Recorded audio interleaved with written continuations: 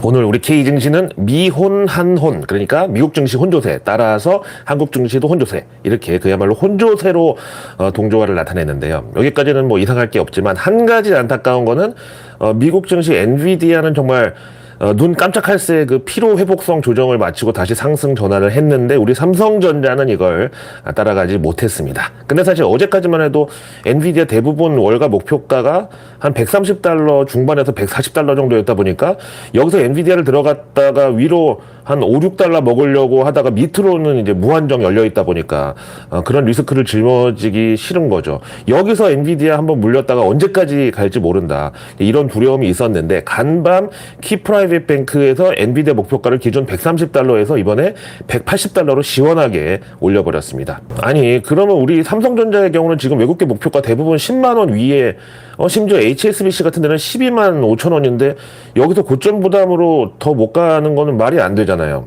근데 사실 이 삼성전자는 지난 코로나 때 그 96,800원에서도 다들 10만 전자는 기본이고 뭐 20만 전자도 껌이라고 그랬던 마바라들 때문이야 이게 다. 그래서 한 3년을 물려있다가 요즘 막 탈출하는 분들이 많아가지고 또 이제 삼성전자를 매수하겠다는 그런 삼성전자를 좋아하는 수요는 뭔가 좀 안정적인 그런 분들이 많은데 이분들이 요즘 서울 아파트 값을 보면서 야 지금 삼성전자를 들어갈 때가 아니다 좀 이런 트렌드도 있죠. 거기다가 이번에 TSMC도 역시 2분기 실적이 서프라이즈 수준으로 나오면서 주가도 사상 최고치를 찍었는데 삼성전자는 여기에 비하면 현재 87,800원에 머물러 있을 때가 아닌 것 같다는 또 그런 생각도 들어요. 하여튼 이게 다 그놈의 코로나 유동성 때 마바라들이 너무 과하게 개인들을 털어먹은 그 트라우마 때문입니다.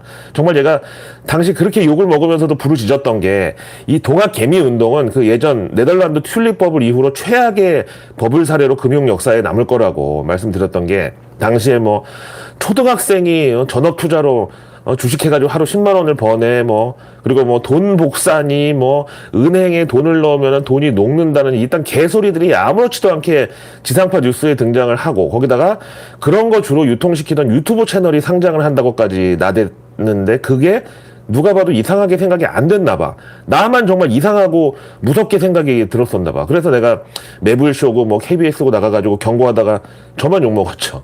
아니 정작 유튜브 본사도 지금 구글 자회사로 상장을 안 하고 있는데 그 유튜브 개별 채널이 상장한다고 그 지랄들 떨 때 다들 그때가 산다라박 머리 한기범 형님 두피 여드름이라는 생각을 못했다는 게 참 기가 막히죠. 하여튼 결국 삼성전자가 바로 그 동학개미 운동의 트라우마 그 자체다. 그래서 저 그때 자주 다니던 이제 사우나에 그 이발하시는 사장님이 있었는데 내가 몇 년을 그분을 봐도 생전 그런 거 안 물어보다가 하필 그날 딱 삼성전자 94,000원인가 찍은 날이었는데 저한테 그래도 삼성전자가 은행 이자보다는 낫겠지? 이렇게 물어보시는 거 듣고서 진짜 쎄했었는데 요즘 어떻게 지내시는지 모르겠네. 당시 그럼 제가 뭐라고 대답을 했을까요? 그렇습니다. 그래도 주식은 위험자산이니까요. 은행 예금 이자하고 비교를 할 수는 없고요. 어쨌든 원금 보장 안 된다는 거는 절대 잊지 마세요. 라고 대답을 했는데 그때 당시 사장님 표정을 봤을 때 전혀 미동도 없었던 걸로 봐서는 아무래도 이미 삼성전자 들어간 다음에 나한테 그냥 확인차 물어보신 것 같아.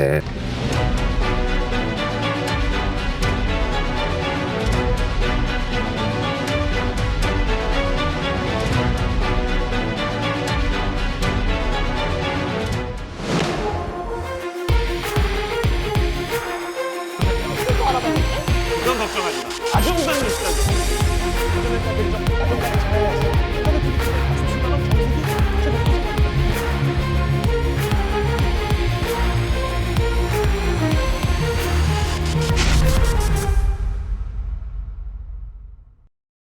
런하 반갑습니다.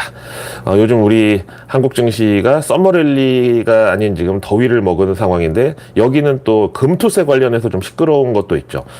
금감원장은 직접 금투세에 대해서 반대 입장도 표명했지만 중요한 거는 현재 다수당인 민주당의 입장이고 금감원장이 아무리 반대한다고 그래 봤자 할 수 있는 게 전혀 없습니다. 오히려 민주당의 반발심을 자극할 뿐이죠. 그럼 지금 금감원, 금감위는 놀고 있느냐? 그건 아니고요. 오늘 금감위가 발의한 상장회사 내부자거래 사전공시제도의 세부 사항을 담은 자본시장과 금융투자업에 관한 법률 시행령 일부 개정안이 국무회의에서 통과됐습니다. 이게 핵심이 뭐냐면은 단기 매매 차익 반환 및 불공정 거래 조사 신고 등에 대한 규정 이건데 뭐 어려워 보이지만 이게 바로 대주주의 주식 먹튀를 막는다 이런 취지고 이거 이제 가장 드라마틱한 사례로다가 진짜 드라마가 예로 들 수 있는데 지난 그 재벌집 막내 아들 드라마 이게 뭐 실화냐 아니냐 또 거기 회장님이 삼성의 이병철 회장님 아니냐 뭐 이런 소문들이 막 화제를 일으키면서 시청률도 쭉쭉 올라갔고 주가도 같이 막 그 상승을 했는데 그러다가 그 진도준이 죽었다 환생한 날이었나 하여튼 그날 시청률도 최고치를 딱 찍고 주가도 그때가 완전 고점이었는데 바로 다음날 대주주가 그 제작사 주식을 전량 매도 때려버렸죠. 이래서 이제 금융위가 만약 이런 식으로 내부자가 주식을 팔 때는 사전 공시를 의무화하라는 법적 제도적 기반을 이번에 마련한 거죠. 근데 중요한 거는 만약 이걸 어길 시에 뭐 감옥 가냐? 아니요. 과징금이 최대 20억 원. 아니 그 작전 세력들이 주로 많이 잡아돌리는 게 시총 2천억 미만짜리 그런 스몰캡인데 2천억에서 1%만 움직여도 20억이잖아. 근데 그런 종목들은 뭐 0.00001초만 해도 1%씩 막 오르고 내려가는데 그런 20억 과징금이 도대체 무슨 소용이냐고. 거기다가 걔네들이 주로 쓰는 명동 사채이자가 월에 40%짜리인데 그까지 1%가 걔네들한테 뭐가 중요하냐고. 자, 이번 주 미국도 그렇지만 우리 K증시도 벌써 이제 더위를 먹은 건지 기운이 없는데 에코프로는 오늘 또 10만 원이 깨졌습니다. 아니 지금 10만 원 깨진 것만 시즌 한 48번째 정도 되는 것 같은데 그럼 도대체 그때마다 10만 원 위에서 신규로 들어간 분들은 멘탈이 지금 어떻게 됐겠냐고. 하여간 이렇게 지금 한미 증시 혼조세 동조화에 있어서 가장 큰 이유가 바로 내우 외환으로 꼽을 수 있는데 이게 내우의 금요일날 에코프로 실적 그 다음에 외환의 내일 밤 CPI 발표 이렇게 이제 떡하니 두 개가 버티고 있는 거예요. 이 중에서 에코프로의 경우는 미국의 에코프로 격인 앨범화를 참고해보면은 일단 간밤에 또 9% 급락했는데 이유는 이번 2분기 실적 부진 우려 때문이었습니다. 이미 뭐 2022년 고점 이후로 70% 마이너스가 지금 앨범화의 주가인데 여기가 이제 세계 최대 리튬 제조사다 보니까 월가에서는 테슬라 다음 타자로다가 지금 공매도 맛집으로 소문이 났고 근거가 그 리튬 가격이 앨범화 주가 사상 최고치 당시 톤당 85,000달러였다가 지금 12,500달러로 5분의 1 토막 났는데 어떻게 앨범화 실적과 주가가 멀쩡할 수 있겠냐. 이런 분석입니다. 대신에 2분기 미국과 중국이라는 그 글로벌 전기차 시장 투톱의 수요가 당초 대비 선방을 한 걸로 나왔다는 것은 긍정적이지만 지난 전기차 소재 가격 고점을 생각하면 아직 앨범알의 주가는 전고점을 쳐다볼 수조차 없는 이런 상황이다. 그리고 국내로 눈을 다시 돌리면은 이제 SK 이노베이션의 경우가 문제인데 여기 유동부채가 최근 2년 사이에 2배 가까이 급증했다고 지금 경고음이 나왔습니다. 이 중에서 1년 안으로 갚아야 될 부채만 30조 원에 육박을 합니다. 그러니까 SK 이노베이션은 결국 정유 사업으로 번 돈 전부 배터리 사업에 때려박았다가 싹 지금 말아먹고 빚만 남아있는 상태라는 거죠. 그래서 현재 SK 그룹 차원에서도 사업구조 개편 작업을 진행 중인데 이렇게 돈은 왕창 투입이 됐지만 현재 역성장 중인 배터리 사업이 이게 지금 가장 큰 골칫거리라고 합니다. 여기다가 글로벌 3대 신용평가사 중에 하나인 스탠다드 앤 푸어스가 최근 SK 이노베이션 신용등급을 WB 플러스로 후려쳤는데 이 WB가 바로 이제 채권에서 투기 등급의 진입 레벨이고요. 근거로는 자회사 SK온의 전기차 배터리 수요 둔화와 대규모 설비 투자 부담을 들었습니다. 그래서 최근에 SK 최태원 회장의 특명을 받아가지고 이 SK 이노베이션을 어떻게 처리할 것인지에 대해서 보스턴 컨설팅에다가 경영 컨설팅을 의뢰했는데 여기서도 지금 난색을 표하고 있대요. 그래서 뭐 제가 그 보스턴 컨설팅의 경영 컨설턴트는 아니지만 뭐 솔루션이라고 해봤자 솔직히 뻔하잖아요. 자금을 더 수혈하든가 아니면 지금이라도 배터리 사업을 매각하든가 둘 중 하나인데 SK 최태원 회장은 배터리 사업 매각할 생각은 전혀 없어요. 그래서 SK 그룹사 중에서 현금 제일 많은 그 윤활유 제조사 SK 엔무브랑 합병을 검토하고 있는데 문제는 여기 지분 40%를 보유하고 있는 게 그 IMM 인베스트먼트인데 여기서 이제 반대를 하고 있습니다. 당연하지 않나요? 멀쩡한 캐시카우 기업을 빚더미 회사랑 합병시킨다는데 SK그룹하고는 아무런 상관도 없는 40% 대주주가 이걸 찬성할 리가 없죠. 이게 바로 K 배터리 업계 현실이고, 에코프로도 그래서 제가 몇 번 예언한 대로 그 회장님 출소하면은 즉시 이제 유상증자 준비에 들어갈 겁니다. 이제 한번 보세요. 자, 그럼에도 최근 미국 증시를 한 번 더 사상 최고치로 들어올린 재료는 바로 연준 9월 금리 인하 기대감인데, 우리 최근에 보면 환율 하락으로 여기 같이 화답을 했었는데, 오늘은 환율이 좀 다시 반등 나오면서 지수도 조금 헤맸죠. 그럼에도 외국인들은 오늘도 역시 순매수로, 이것도 이미 지난 6월 말에 다 미리 얘기했잖아. 당분간 하여튼 외국인들은 연준발 유동성의 향기에 상대적으로 주가가 싸 보이는 K 주식으로 몰려들 수밖에 없다. 그래서 이 배경을 차지하고 있는 9월 금리 인하, 여기 당장 최대 관문이 될 이번 주 6월 CPI에 대해서 웰스파고의 프리뷰를 보겠습니다. 일단 자체 리서치 자료에 따르면은 이번 미국의 6월 소비자 물가는 5월에 비해서는 조금 올라갈 걸로 보지만 전년 동기 대비해서는 여전히 하락 추세를 유지 중이다. 이게 바로 이번 CPI 예측치죠. 여기서 이제 주택을 제외한 핵심 서비스업의 반등이 최근 미국 경기 회복을 이끌고 있는데 반해서 개솔린, 그러니까 휘발유 가격 하락이 안전판 역할을 하고 있는 중이라서 든든하다고. 그래서 이번 CPI 결과는 인플레이션 둔화 추세를 크게 벗어나지는 않고 근원 CPI 역시 하락 추세가 이어졌을 걸로 예상을 합니다. 그래서 이대로 이제 7월, 8월까지 인플레이션 하락 추세가 이어지면은, 그러니까 뭐 폭은 상관이 없고 추세가 이어지면 9월에 연준이 결국 FOMC에서 금리 인하를 결정할 것으로 기대를 하고 있습니다. 자, 이제 본격적으로 우리 K 증시 관련 외국계 리포트로 넘어가면은, 앞에 말씀드린 대로 요즘 뭐 얼마나 올랐다고 벌써 피로감에 헤매고 있는 삼성전자 대신에 한미 반도체에 대해서 맥쿼리 증권이 그야말로 한비 어천가를 불렀는데, 우선 여기도 삼성전자 엔비디아 테스트 합격이 한미 반도체의 호재가 될 수 있다고. 그 이유가 삼성전자보다 먼저 시험에 합격한 미국 마이크론의 경우는 당시 2월 달에 합격자 발표가 났는데, 그 HBM3E 퀄리티 테스트 이거 합격하자마자 바로 2달 뒤인 4월에 한미 반도체랑 공급 계약을 체결했다. 그래서 이제 삼성전자도 엔비디아 테스트 합격한 이후 바로 한 달에서 2달 내로 한미 반도체에 주문이 들어올 거다. 이렇게 맥쿼리 증권이 예상합니다. 여기다가 현재 SK 하이닉스도 한미 반도체 장비를 쓰고 있는데, 사실 뭐 모든 메모리 업체가 인증 시험이 필수인 그 HBM 칩을 효율적으로 제조할 필요는 없지만, 인증을 받고 나면 더 나은 수율과 프로세스에 적합한 TCB, 이게 이제 열 압축 접합기의 약자인데 이거를 사용할 수밖에 없다. 이게 이제 한미 반도체에서 만드는 최근 TCB가 세계 최고 레벨이라는 거예요. 그래서 한미 반도체 투자 의견 아웃퍼폼, 즉 시장 수익률 상회에다 목표가 25만 원으로 콜했습니다.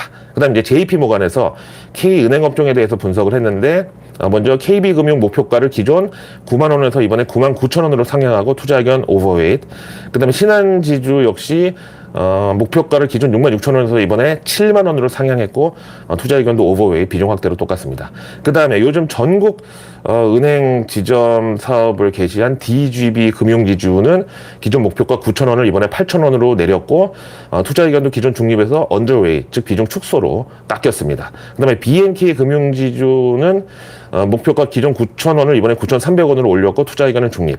자, 그 다음 이번 주 금요일 에코프로 실적 발표를 앞두고 모간 스탠리가 K 배터리 관련주들의 2분기 실적 전망을 내놓았는데, 우선 지난 분기하고 비교하면 대부분의 전기차 소재 업체, 특히 SK온과 삼성 SDI의 공급망에 속한 업체들의 실적이 부진하고 수요도 좋지 않을 걸로 본다. 이렇게 초장부터 똥을 뿌리네요.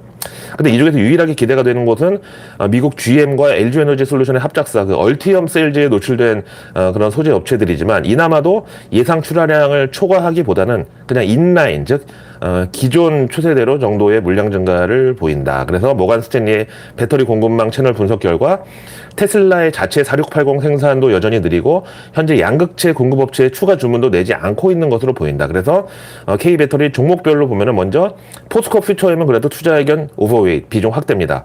여기서 ASP, 즉 평균 제품 가격이 전분기 대비 10% 하락했고 출하량은 18% 감소지만 모두 이전 가이던스에 부합한다. 그리고 유럽향 N65 수요 약세로 인해서 이번 분기 양극재 출하량은 14킬로톤으로 지난 1분기 17킬로톤 대비 뭐 적을 것으로 보이지만, 얼티엄 물량은 전분기와 동일한 킬로톤을 기록한다. 그래서 양극재 마진은 BEP에 근접할 걸로 추정되고 그 규모는 재고 평가와 관련된 충당금 환입에 따른 일회성 이익 규모에 따라서 달라질 걸로 예상을 한다.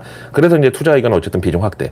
그다음에 LNF 역시 투자 의견 비중 확대인데 2024년 물량은 전분기 대비 10% 성장으로 기존 회사 예상치인 25에서 30%에 비해서는 예상보다 부진할 걸로 본다. 거기다 SK온에 대한 NCM 523 물량은 당초 가이던스보다 훨씬 부진할 것으로 나타났고 테슬라 물량도 역시 전분기 대비 감소를 했다. 그럼에도 어쨌든 현재 주가는 싸다. 그래서 비중 확대. 반면에 에코프로 BM은 언더웨이, 즉 비중 축소입니다. 여기 ASP는 전분기 대비 마이너스 20%로 유지가 되고 볼륨은 전분기 대비 더 많이 느려졌다. 이거는 요전 가이던스인 전분기 대비 보합 수준이고 이게 유럽 고객들의 NCA 수요 둔화와 미국에서의 수요 약세가 복합적으로 작용한 것이다. 그래서 비중 축소. 그 다음에 SK IE 테크놀로지는 이퀄웨이, 즉 시장 비중인데 당초 회사는 물량이 전분기 대비 50% 증가할 걸로 기대했지만 SK 온디맨드 부진과 미국 고객사에 대한 물량 출하 지연으로 인해서 30% 수준에 그칠 걸로 본다. 물량 증가를 감안하면 영업이익은 전분기 대비 개선될 수 있겠지만 또다시 적자를 기록할 가능성이 현재로서는 높대요. 올해 하반기에 LG화학을 신규 고객사로 추가할 수 있을 걸로 기대는 하지만 2025년에나 내년에나 물량이 의미 있게 회복할 걸로 본다. 그래서 이퀄웨이. 그다음 이제 이번에 시티증권에서 LG 에너지 솔루션 목표가를 기존 44만 원에서 이번에 39만 원으로 후려쳤고 투자 의견도 기존 매수에서 중립으로 역시 깎았습니다. 그다음 이제 노무라 증권은 두산 퓨얼셀 기존 목표가를 26,000원에서 이번에 27,000원으로 상향하고 투자 의견 매수.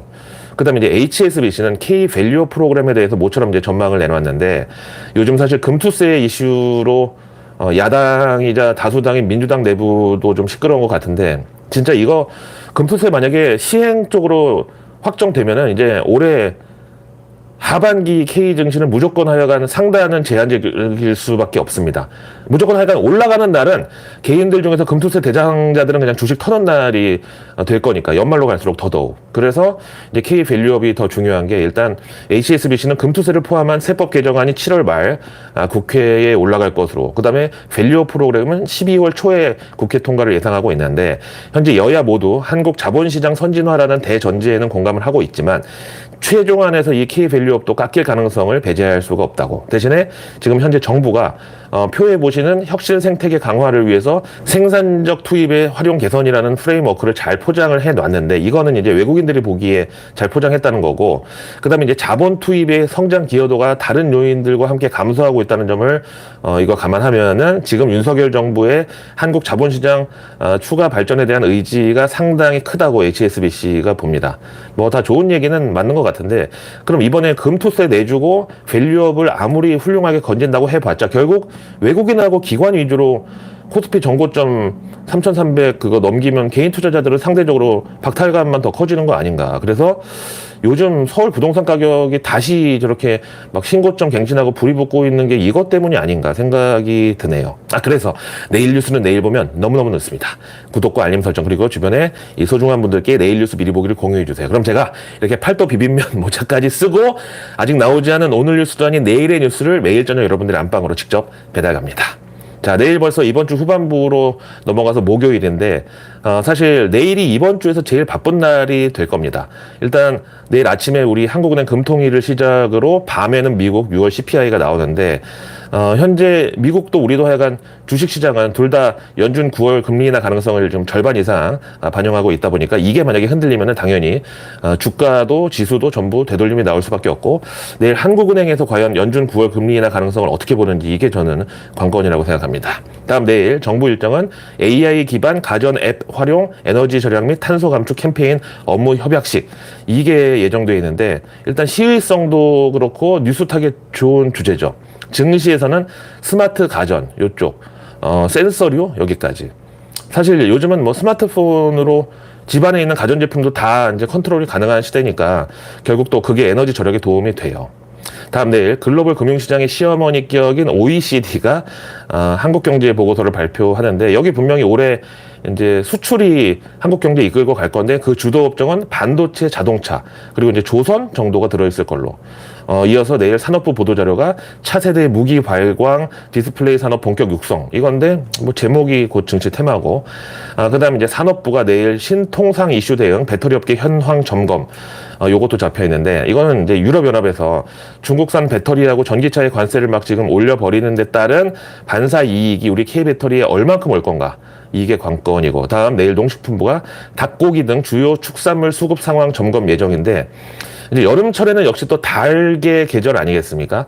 복날 삼계탕부터 또 저녁에 안 그래도 더운데 이 불판에 뭐 구워 먹고 이런 거는 좀 그러니까 뭐 치맥 이런 쪽으로. 그 다음에 또 파리 올림픽도 좀 다가오고 있죠. 그 다음 내일 중기부 발표가 하나 나올 게 표준 데이터 기반의 AI 디지털 트윈 구축으로 중소 중견기업 자율 제조 선도. 이거는 말 그대로 디지털 트윈하고 스마트 공장. 그 다음에 내일 증시 일정은 먼저 산업용 로봇 일명 워크봇 제조사인 PNS 미케닉스가 수요 예측에 돌입하고, 그 다음 게임업계 대여급의 모처럼 IPO가 이제 화제를 모으고 있는 시프트업이 내일 바로 코스피 상장일입니다. 그리고 마침 내일 게임 일정도 잡혀 있는데 넷마블이 모두의 마블2 사전 체험, 그리고 NC소프트가 호연 온라인 쇼케이스 개최, 이렇게죠. 그리고 나면 이제 내일 밤 9시 반에 미국의 6월 소비자 물가지수 CPI가 공개되고, 다음에 이제 미국도 본격 실적 시즌이 개막하는데, 내일은 펩시코, 델타항공 이렇게 2분기 실적 발표 예정이고, 금요일에는 이제 월가 대형 은행주들이 총출동을 합니다. 자, 오늘 하루도 고생 많으셨고요. 저는 내일의 내일 뉴스를 들고 다시 찾아뵙겠습니다. 고맙습니다.